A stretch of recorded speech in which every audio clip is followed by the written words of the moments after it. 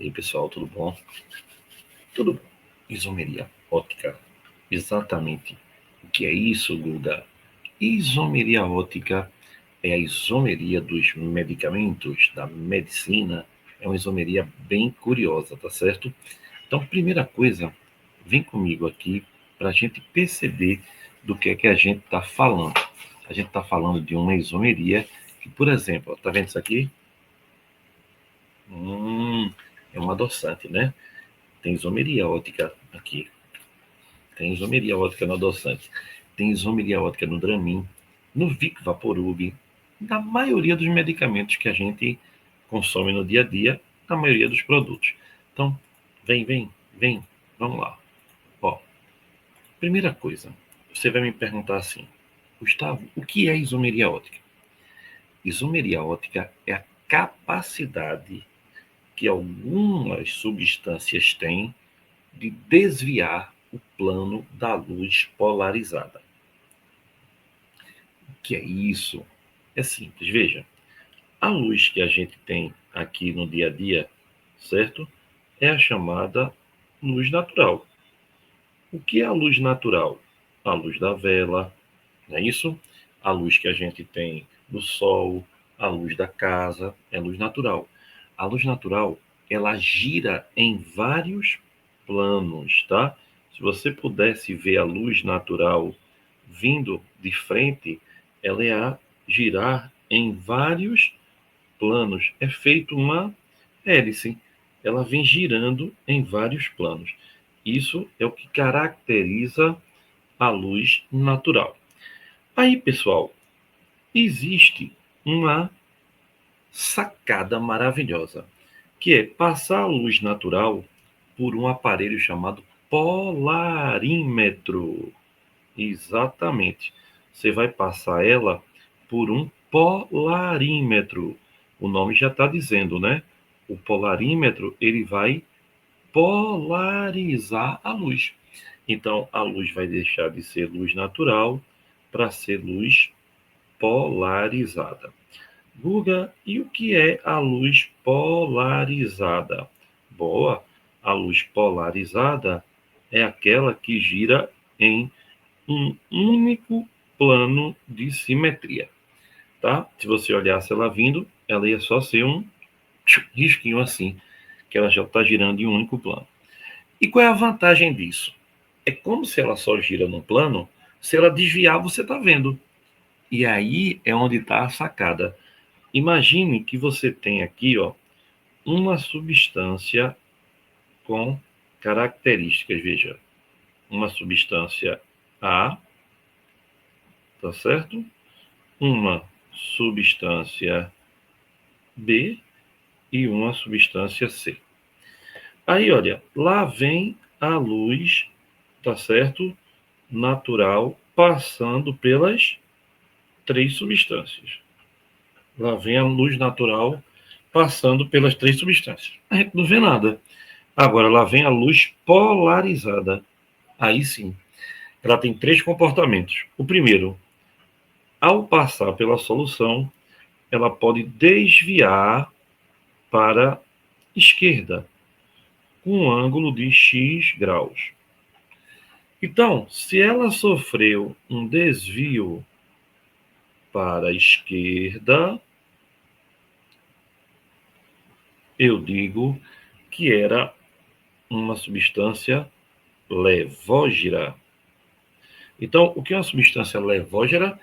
É aquela que desvia o plano da luz polarizada para a esquerda. Agora, lá vem a luz polarizada, passou pela substância, desviou para a direita, no ângulo de x graus. Só que agora para onde? Para a direita. Então ela é destra, ela é destrógira, né? Ela desvia para a direita, tá certo? Desvio para a direita. A luz passou por ela. Que luz?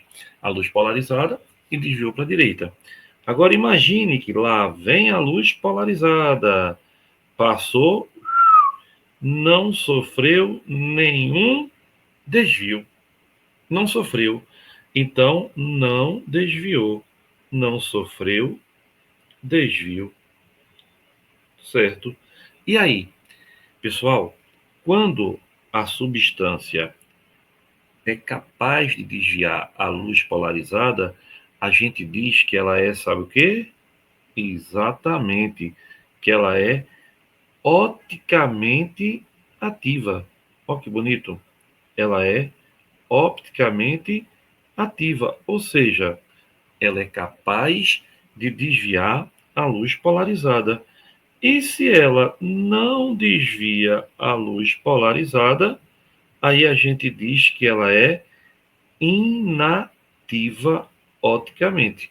Então, ativa desvia a luz, inativa não desvia a luz polarizada. Aí você deve estar dizendo, sim, e daí? E daí, a isomeria óptica é isso, é a capacidade de desviar a luz polarizada.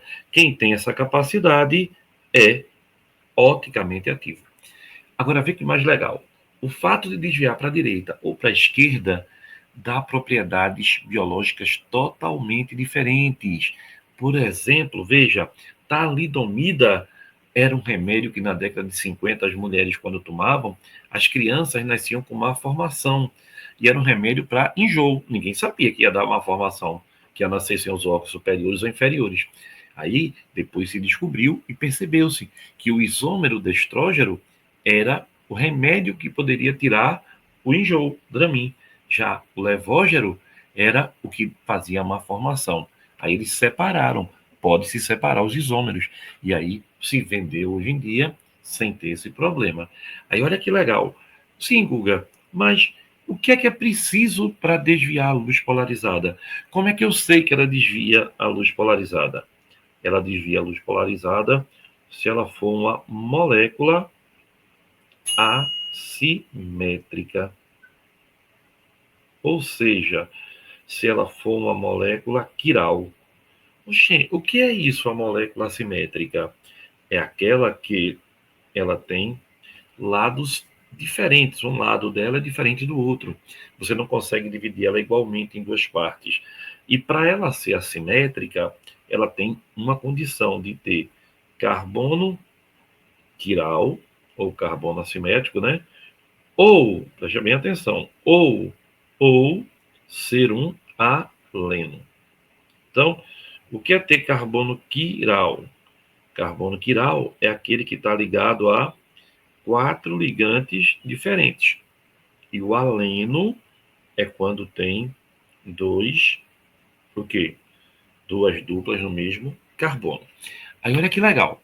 Molécula quiral, ou seja, molécula assimétrica, aquela que tem carbono quiral ou é um aleno, ela faz com que o composto tenha atividade óptica. Atividade óptica é a capacidade de desviar a luz polarizada. A luz polarizada é aquela que gira em um único plano. Se ela desvia para a esquerda, ela é levógera. Se ela desvia para a direita, ela é destrógera. E só o fato de desviar para um lado ou para o outro dá propriedades biológicas totalmente diferentes. Então, veja, a gente fez uma introdução, né, bem interessante, que dá para você perceber que tem um bocado de coisa legal para se ver pela frente. Então, agora vem comigo para a gente estudar essa isomeria. E aí, pessoal, vê que coisa legal. Eu acho que vocês sabem que a isomeria óptica ela é ligada a Louis Pasteur, tá? Ele descobriu a isomeria óptica ao estudar,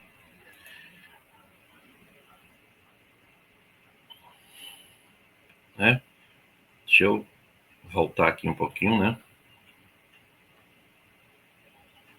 Então, voltando a Louis Pasteur, né? Deu uma oscilaçãozinha aqui. Ele descobriu a isomeria óptica, pessoal, quando ele estava estudando os cristais de sais do ácido tartárico. Isso por volta de 1848. Ele ainda era um jovem químico, tá? Então, esse experimento levou à descoberta da isomeria óptica. É um marco na história da química, chamada estereoquímica. Se tu quiseres saber a história, é bem interessante, veja. O ácido tartárico, pessoal, é um composto orgânico que você tem ele, por exemplo, na uva, muito comum na indústria do vinho, logicamente. Então, na época, os químicos sabiam que soluções de ácido tartárico natural desviavam a luz polarizada, ou seja, eram oticamente ativos. Porém, o sal do ácido tartárico, produzido sinteticamente, não desviava a luz polarizada, era inativo. Então, Pasteur, ele começou a examinar os cristais do sal do ácido ao microscópio e ele percebeu que os cristais tinham duas formas simétricas, como se fossem imagens no espelho uma da outra. Então, ele percebeu que a partir daí a gente poderia ter um incremento da isomeria óptica. Vê que legal, vê que legal, vê que interessante, vê que bonito. Por isso que a capa da aula é quem? É ele. Aí, olha, vê bem. Primeira coisa, luz polarizada e luz não polarizada. A luz não polarizada, ela gira em vários planos, não é verdade? Então, olhando, parece que ela é uma hélice. Falei disso agora há pouco, né? Já a luz polarizada, ela gira em um único plano. Otimamente, né? Como é que eu transformo a luz natural em luz polarizada?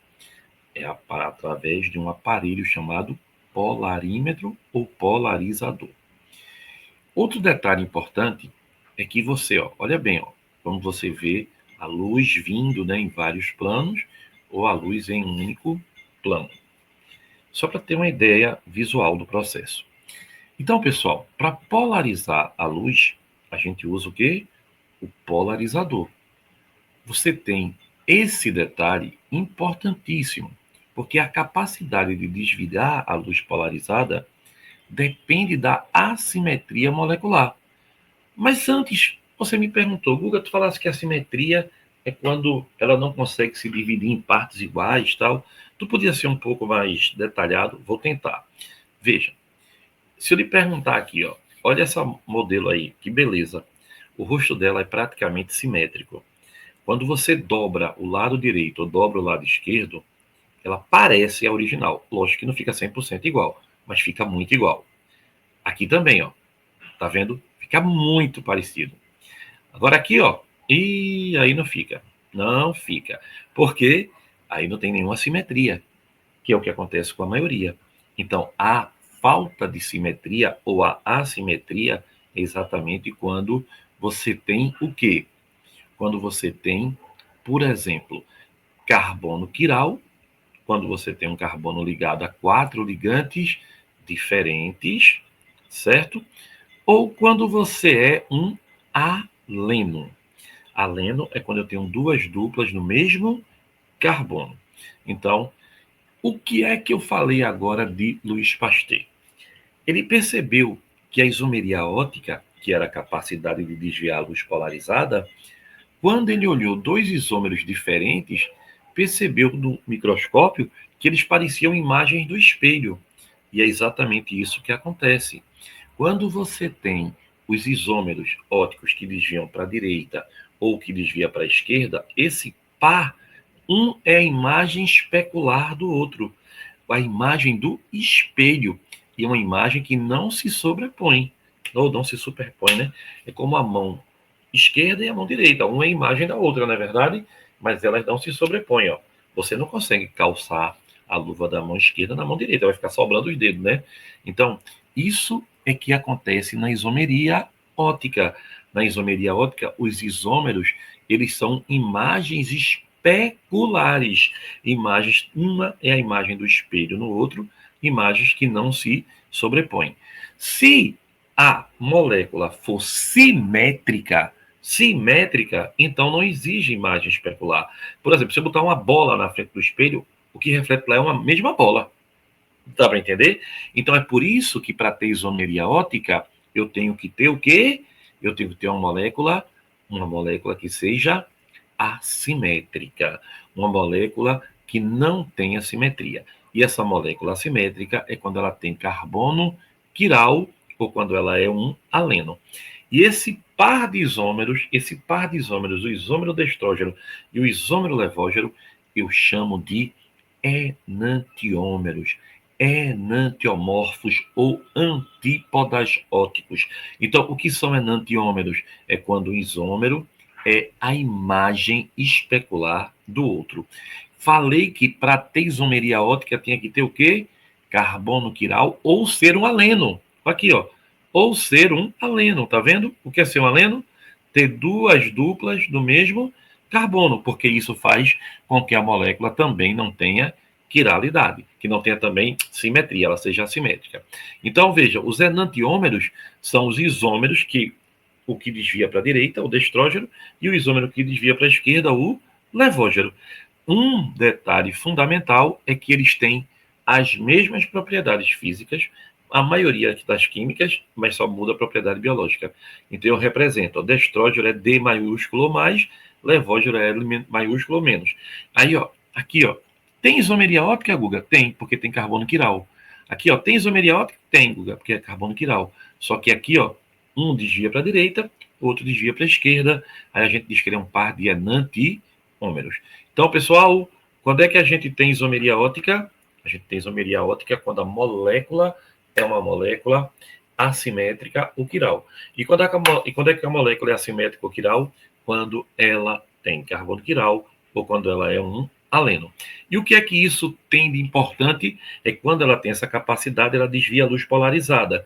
E o fato de desviar essa luz para a esquerda ou para a direita dá propriedades biológicas totalmente diferentes. Qual é o problema em muitos momentos? Vê, a isomeria óptica decorre de quê? De uma molécula quiral, tá? A molécula quiral não tem plano de simetria, certo? Tem quiralidade quando eu tenho carbono quiral ou quando eu tenho um aleno. Então, isso é característica da isomeria óptica, não é verdade? Aí vê bem que interessante. Então, isomeria óptica é o quê?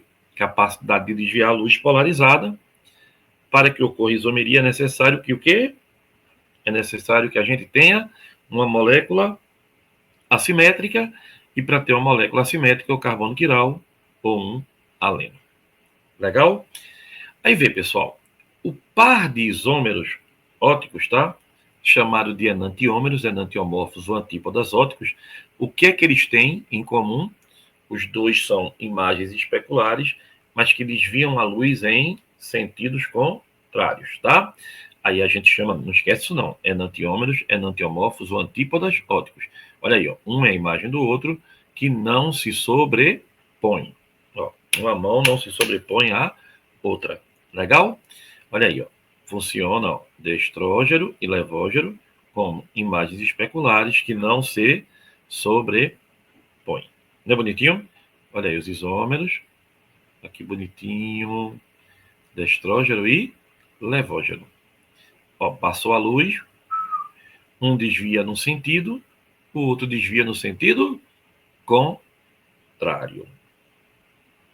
Tá legal? Ó? Voltou que foi um para o lado, um para o outro. Isso dá a ele propriedades biológicas totalmente diferentes.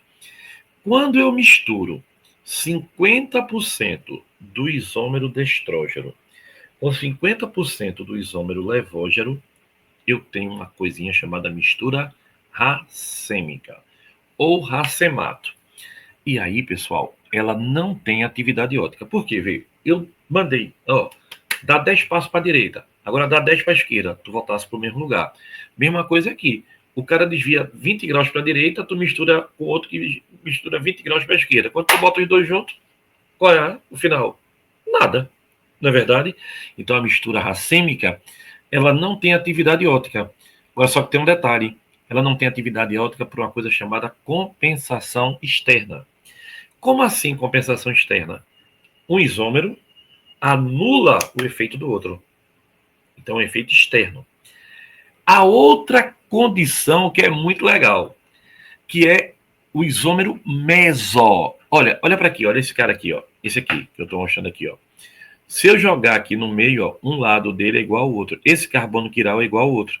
Então, embora ele tenha carbono quiral, embora ele tenha carbonos quirais, mas ela não tem atividade óptica porque eles são carbonos quirais idênticos, que torna a molécula simétrica. Vem cá, vem comigo, vem comigo. Vem, vem, vem fazer parte desse cordão. Veja, olha para cá, veja. Presta bem atenção. Aí você tem aqui, ó. Olha que legal. Esse cara, tá vendo ele aqui?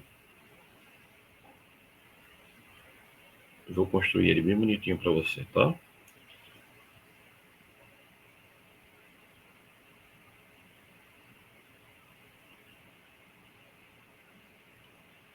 Deixa eu fazer ele menor para aí aqui.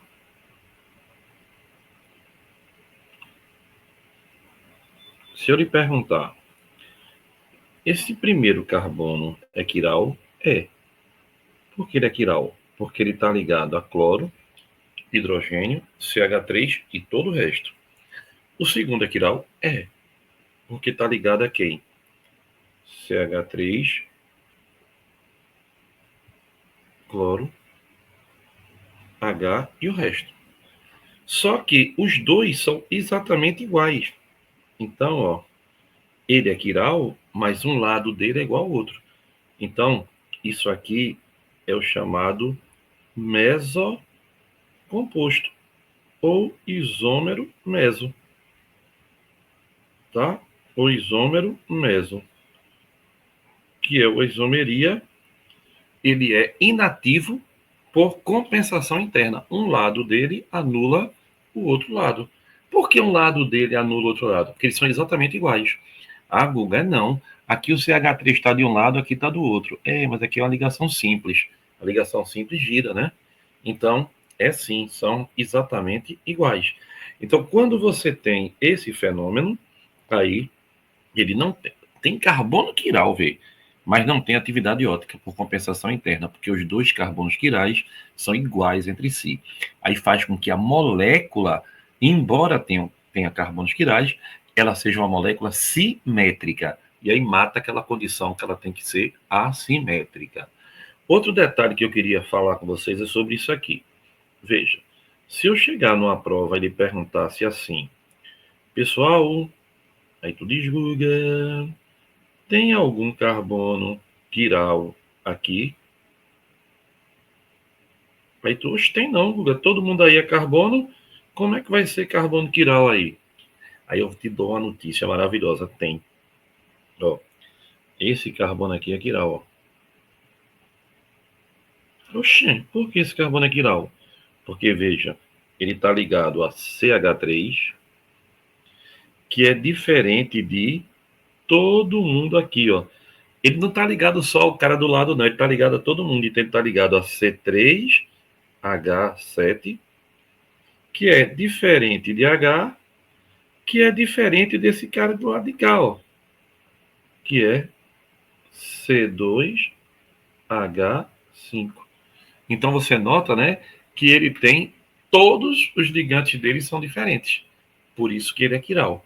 Então, ter cuidado, tá? Esse papo de carbono quiral, muita gente erra na hora da prova, porque não percebe que a quiralidade não é só o cara que está do lado, não. Você tem que olhar para o composto como um todo, certo? Então, vamos lá trabalhar mais isso. Vem comigo.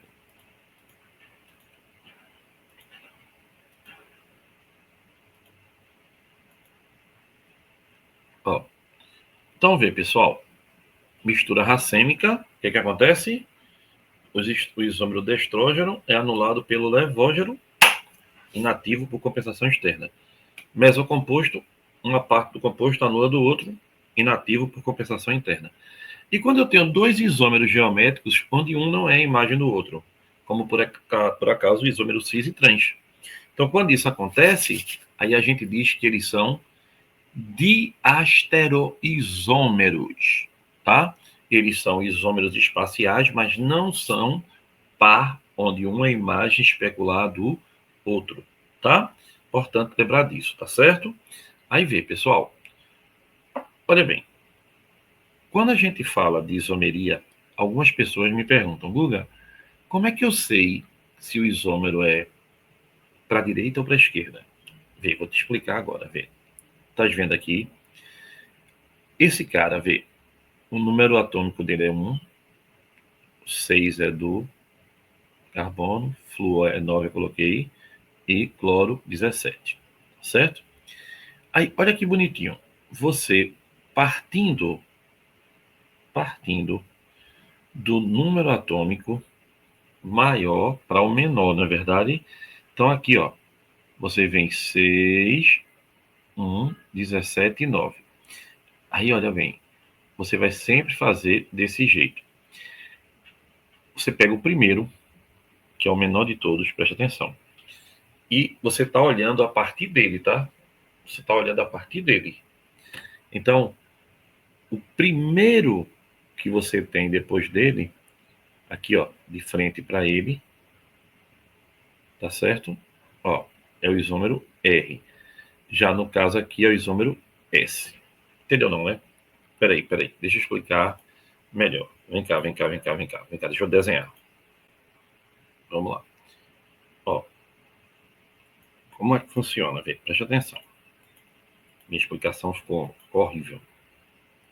Vou tentar melhorar a explicação. Vê. Olha aqui.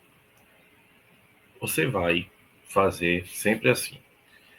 Você vai sempre olhar a partir do lado contrário ao menor que tiver. Então aqui você tem hidrogênio, CH3, bromo e cloro. O hidrogênio é o de menor, então você coloca ele no lado contrário a você, tá certo? Ele tá aqui, ó. O hidrogênio tá aqui, aí você bota ele assim, tá? E aí você vai pelas prioridades da massa ou número atômico. Como assim a prioridade? Quem é o maior de todos aqui? É o bromo. Depois é o cloro. Então, partindo do maior, bromo, cloro, para chegar no carbono. Então, vai no sentido que? Horário. Se ele for no sentido horário, ele é rectus. Se for no sentido contrário, ele é sinistro. Olha aqui, vê bem. Deixa eu mostrar aqui para você agora o outro. Eu acho que agora deu para melhorar, né? Deu para melhorar a percepção, né? Vamos lá, vamos ver outra agora. Aqui, veja.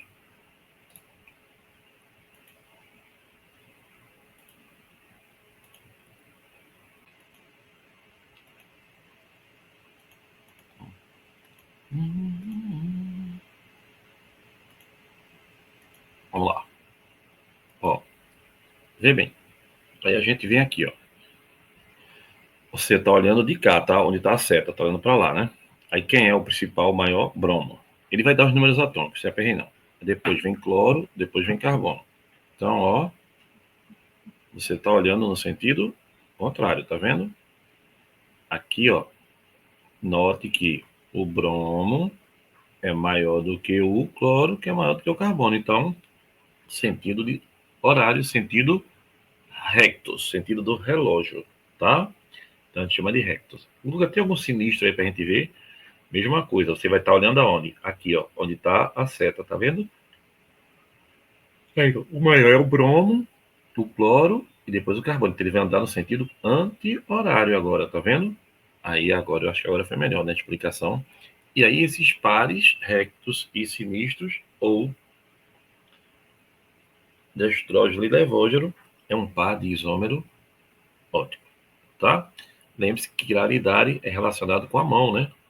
Quiral, né? Quiral é quiromancia, lê a mão, que é pegada. Então, vem, voltando aqui. Você vai olhar no sentido contrário ao hidrogênio. Então, quem é o maior? 17. Então, ó, você vai andar nesse sentido. Você não vai chegar 17 para 6 para 9, é 17 para 9 para 6. Do maior para o menor, tá? Já, ó, tá vendo? Aí, ó, aqui tá aprovado aqui, ó. Você vai sair como? Aqui, ó, já é o contrário. 17. Aí aqui é quanto? Quanto é o flúor? 9, 17, 1. Então, ó, você vai chegar do maior. Vai para onde? Vem para cá, ó. 17, 9. Vem para o lado de cá. Então, nomenclatura RS, né?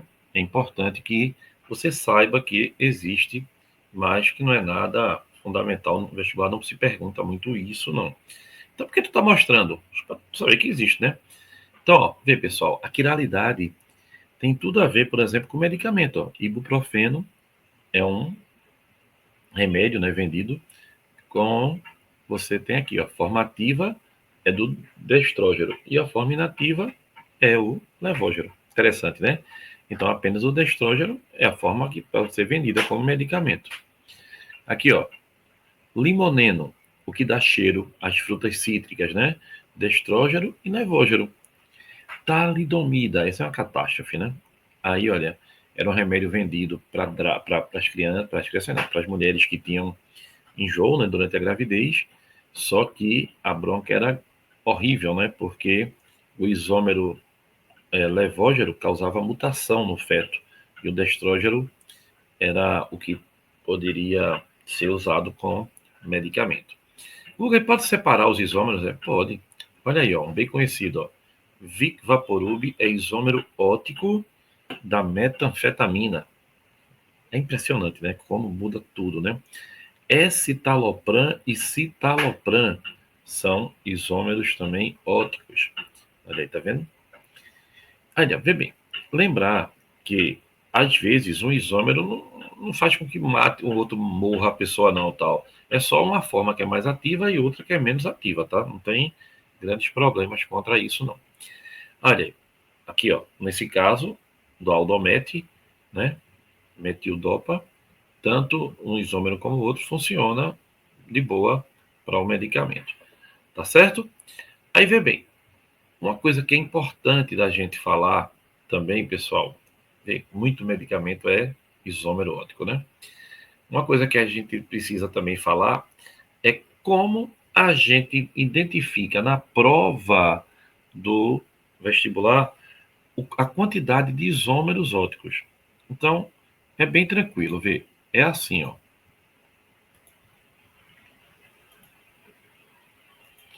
2 elevado a n, onde n é o número de carbonos quirais, tá? Número de carbonos quirais. Então, isso aqui, 2 elevado a n, é o número de isômeros oticamente ativos. Como aqui, por exemplo, só tem um carbono quiral, 2 elevado a 1, 2. Então, ele tem 2 isômeros quirais. Um destrógeno e um levógeno. E quantas misturas racêmicas? Preste atenção. Se tu tem 2 isômeros, tu tem uma mistura racêmica, que é a mistura, né? A junção de 2 isômeros. Tá? Tranquilo, né? Então, vamos lá. Olha aqui. Vamos ver como é que isso cai. Omeprazol e esomeprazol são isômeros ópticos. O esomeprazol é enantiômero S e o omesoprazol, que é uma mistura racêmica, ou seja, contém ambos enantiômeros. O esomeprazol tem uma maior biodisponibilidade e uma duração mais prolongada de ação em comparação com o omeprazol, o que pode resultar em uma eficácia aprimorada na redução da acidez gástrica, sendo uma opção terapêutica mais eficiente em alguns casos de refluxo gastroesofágico e úlceras. Então, é interessante a gente saber disso, né? Olha aí, no Enem, vamos lá. Várias características e propriedades de moléculas orgânicas podem ser inferidas analisando sua fórmula estrutural.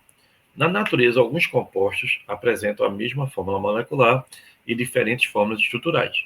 São chamados isômeros, como ilustrado nas estruturas.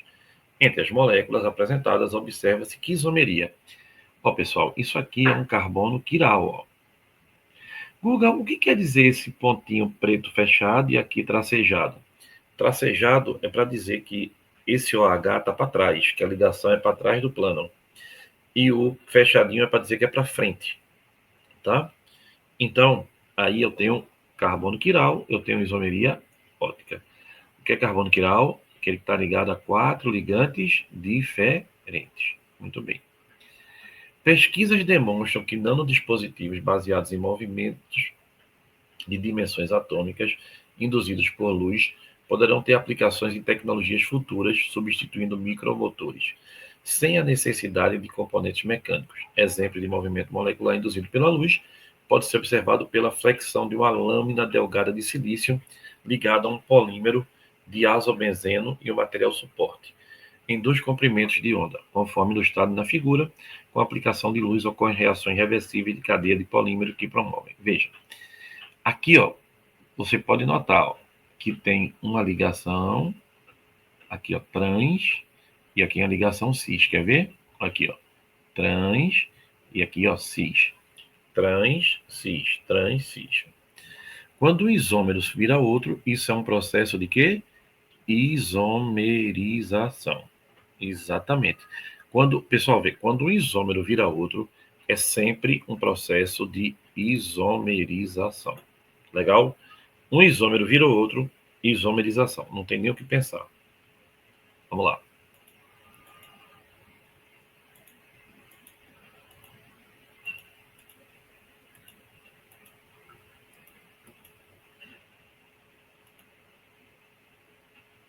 Ó, mentol é um composto orgânico, ceroso, cristalino, de coloração branca que apresenta propriedades anestésicas e anti-inflamatórias. Esse cara aqui, vê, esse carbono aqui dele é quiral, ó. Esse carbono aqui é quiral e esse carbono é quiral. Então ele tem quantos carbonos quirais? 1, 2, 3. Aqui não é não, porque são dois ligantes iguais. Então, se ele tem 3 carbonos quirais, ele tem o quê?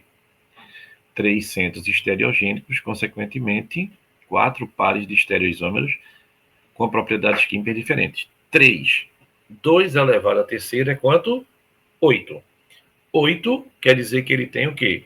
4 destrógenos e 4 levógenos. Então, a resposta é realmente letra A. Lembre-se, como é que eu acho o número de isômero?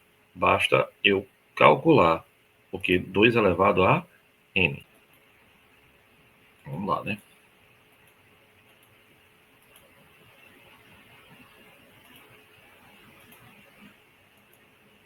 Ó,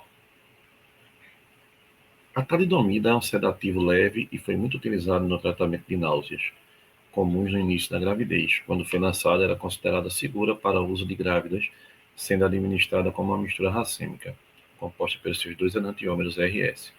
Entretanto, não se sabia na época que o enantiômero S leva a malformação congênita, afetando principalmente o desenvolvimento normal dos braços e pernas de bebês. Essa malformação congênita ocorre porque esses enantiômeros reagem entre si, não podem ser separados, claro que podem, né? Não estão presentes em partes iguais, se é uma mistura racêmica, está em partes iguais. Interagem de maneira distinta com o organismo, exatamente, tá? O isômero RS, destrógeno e levógeno, eles apenas o que interagem de formas distintas com os organismos, com o organismo. Aqui, ó, bem legal, né? Ele diz assim para você: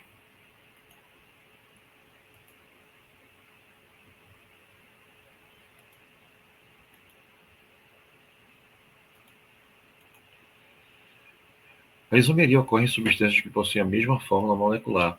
Não vou fazer essa não, porque está resolvida aí, agora vou. A isomeria ocorre em substâncias que possuem a mesma fórmula molecular, mas apresentam diferentes fórmulas estruturais, propriedades químicas e físicas.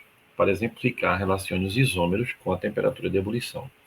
Pessoal, primeira coisa, quanto maior a cadeia, maior o ponto de ebulição. Então, neohexano, N-hexano, isohexano e 3-metilpentano, todos têm 6 carbonos. O de maior cadeia é o hexano, normal, cadeia normal. Porque quando eu ramifico a cadeia, o que é que acontece?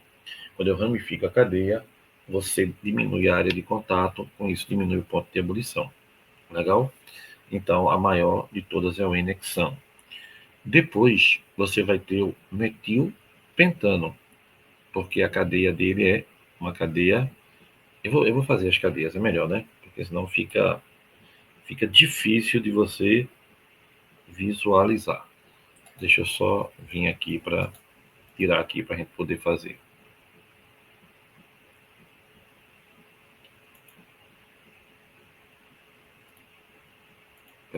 Tá vendo tu? Então vamos lá. Vamos agora para o finalzinho desse assunto, tá? Que eu quero que você deixe bem claro na sua mente essa questão do carbono quiral, essa questão da isomeria ótica, que existe isomeria ótica sem carbono quiral. Isso é um fato, tá? Mas o que é que nós temos? Quando você tem carbono quiral ou quando você tem um aleno, o que é um aleno? Duas duplas no mesmo carbono. Quando isso acontece, aí você tem uma molécula assimétrica. E as moléculas assimétricas tendem a ter isomeria ótica, como a gente já falou tantas vezes hoje aqui, né? Então, vamos embora para agora para a gente resolver essas pendênciazinhas aqui que eu acho que merecem ser tratadas de uma maneira mais detalhada. Posso começar a voltar aqui. Vem comigo para eu colocar direitinho para vocês. Certo? Vamos lá. Estou chegando aqui porque o negócio aqui tá demorado. Tá, como diz no interior, tá de rosca, né? Mas chega, tudo se resolve, né? Vamos lá. Olha aí. Vamos lá. Vê. Eu sei que você pode me perguntar assim, Guga, por que essa questão é isomeria ótica? Porque aqui, ó, isso aqui é um carbono quiral. Tá vendo?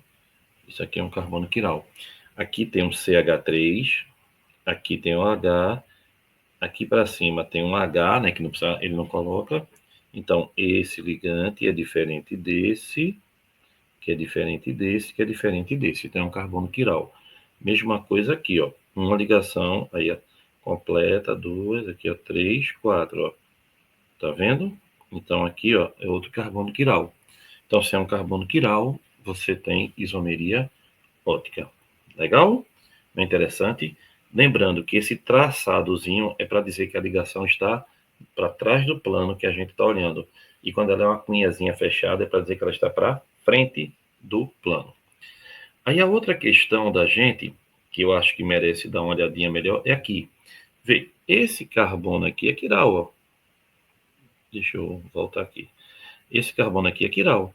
Por que ele é quiral? Porque H de um lado, né, para 4 ligações, esse lado é diferente do de lá, concorda? Se tu vem para cá, ó, tu acha esse pontinho aqui. Se tu vem para lá, tu acha o outro. Aí tem mais quiral, Guga? Tem. Veja, esse aqui também é quiral, ó. Porque tem um H aqui em cima, não é? Esse grupamento todo, o lado de lá que é diferente do lado de cá. Ó, se tu for no lado para cima aqui, ó, tu não encontra nada. Se for para o lado de cá, tu encontra logo um H. Então são diferentes. E aqui também, ó. Porque aqui para baixo tem um hidrogênio, CH3. Ó, se você vier nesse sentido, você vai achar o H. Se vier nesse, não vai. E esse aqui não é não, Guga? É não, porque aqui é CH3 e aqui é CH3. Então já não pode ser. Então eu tenho 3 carbonos quirais. Então 2 a terceira dá 8. Então se eu tenho 8 isômeros, são 4 destrógeros e 4 levógeros. Não é verdade? Então ele diz, ó, tem quantos carbonos quirais? 3. 3 centro-estereogênicos. Mas não é carbono quiral? É a mesma coisa. Centro-estereogênico é sinônimo de carbono quiral. Consequentemente, 4 pares de estereoisômeros com propriedades químicas diferentes. Vamos lá? 2 centros, não. 3 centros estereogênicos, consequentemente, 3 estereoisômeros com as mesmas propriedades químicas. Não tenho 3, eu tenho 8. Um único centro estereogênico? Não. 2 não, né? Então, a resposta da questão é letra A. Mas veja, essa questão foi da UPE 2020 e ela foi contestadíssima. Por quê? Eu não posso garantir que eles têm propriedades químicas diferentes. Eu posso garantir que ele tem propriedade o quê? Biológica diferente. Guga, foi anulada? Não. Né? A UPE é meio difícil de anular. Aqui agora, veja. 3-metilpentano. 1, 2, 3, 4, 5. 3-metilpentano. Isohexano. Iso é quando eu tenho isso aqui, tá vendo? Aí, ó. 3, 4, 1, 2, 3, 4, 5, 6. Tá? Neo é quando eu tenho carbono terciário, né? Ou quaternário, desculpa. Neohexano. 1, 2, 3, 4, 5, 6. E N-hexano. 1, 2, 3, 4, 5, 6. A cadeia mais reta é a do N-hexano. Então, ele tem o maior ponto de ebulição. Quem é o maior ponto de ebulição que a gente tem aí? 320, 340, 330 ou 300? A gente tem o maior, é 340. Então, 4 é ele.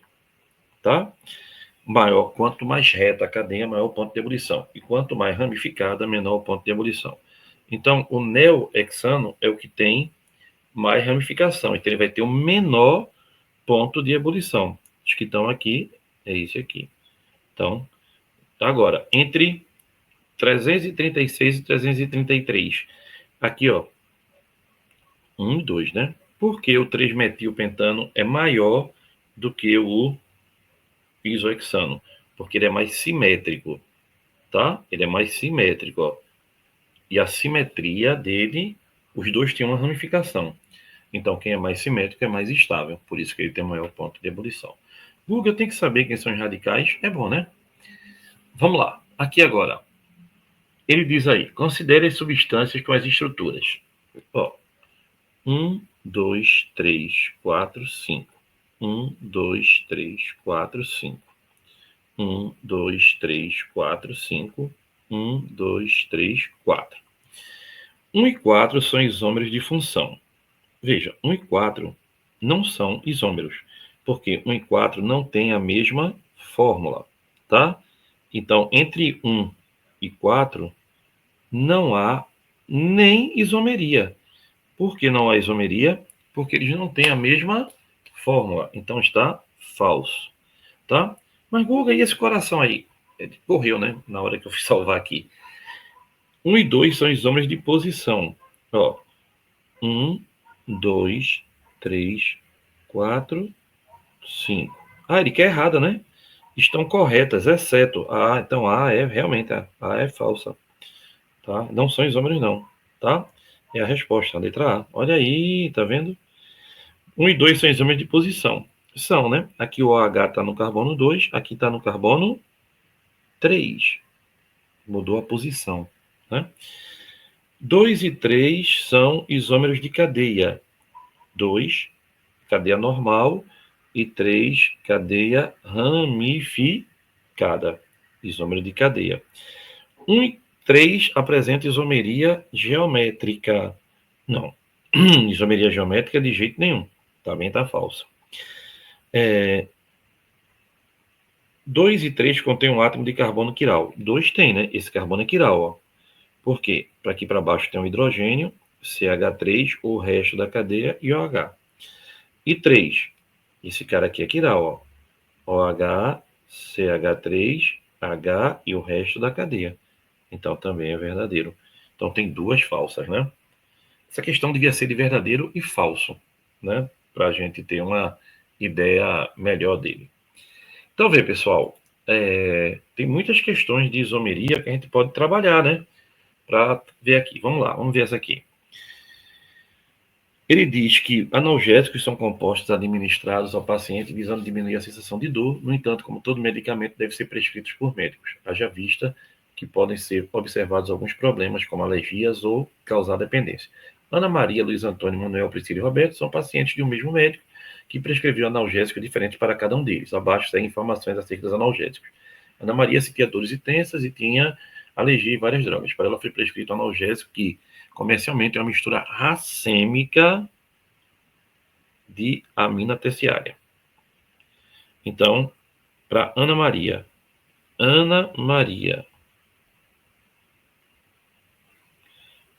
onde é que eu tenho a amida terciária?